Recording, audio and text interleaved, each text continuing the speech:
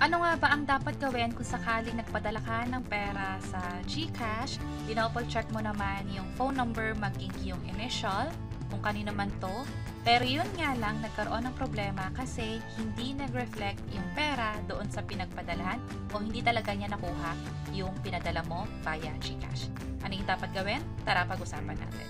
By the way, kung first time mo sa channel na to at gusto mo pa ng mga online tutorial videos katulad nito, please click the subscribe button. Kung sakali nagpadala ka ng pera sa GCash, click mo tong send at nilagay mo yung phone number, check mo, tama naman lahat at na-transfer mo nga yung pera successfully. Nung chinek mo yung balance mo from 2,000, nabawasan na siya dahil nga nag-transfer ka.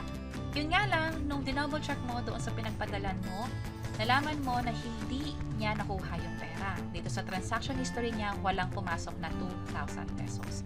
Ano yung dapat gawin? Unang-una, dapat mag-report na sa GCash mismo. I-share ko lang sa inyo na may mga nakakuha talaga ng GCash refund mula sa transaction na hindi naging successful. Katulad nito, ang naging issue talaga ay nag-transfer ng pera, yun nga lang hindi na-receive yung perang pinadala. May nag-share dito na na-experience niya yung ganong issue, pero ni-refund naman ng GCash. Noong umpisa, wala muna siyang ginawa at naghintay lang muna ng 24 hours before siya gumawa ng paraan or nag-report niya sa GCash. At buti na lang, na-credit ito pabalik sa kanya. So ano yung dapat gawin? Dito sa website ng GCash, pumunta lang sa Help Center at dahil ang issue ay tungkol sa pag-send, ito yung dapat i-click. Itong transfer ay bank transfer to. So, iwalay pa to, dapat ang gawin natin ay send, yun yung GCash to GCash user.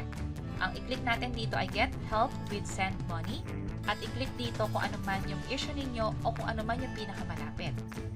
So, pwedeng someone sent me money pero yun nga lang hindi ito natanggap. So, click natin yan at mula dito, pwede nang i-fill out yung information. So, click natin tong link na to para makapag-proceed at kumpletuhin itong lahat ng information na hinihingi nila. Ilagay din kung kailan nangyari, magkano, ano yung method of saving or sending pala, pwedeng express send via QR. Let's say express send, ilagay dito yung amount at kung kailan nangyari at kung sakali na may nakita kayong prompt or parang warning na nagpakita, ilagay din dito.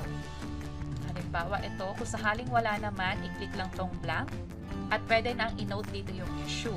Also, makakatulong din na mag-provide kayo ng picture or screenshot dito sa attachment section. Ilagay nyo dito yung transaction history, inyong pareho yung nagpadala at yung dapat na maka-receive, maging yung available balance mo na.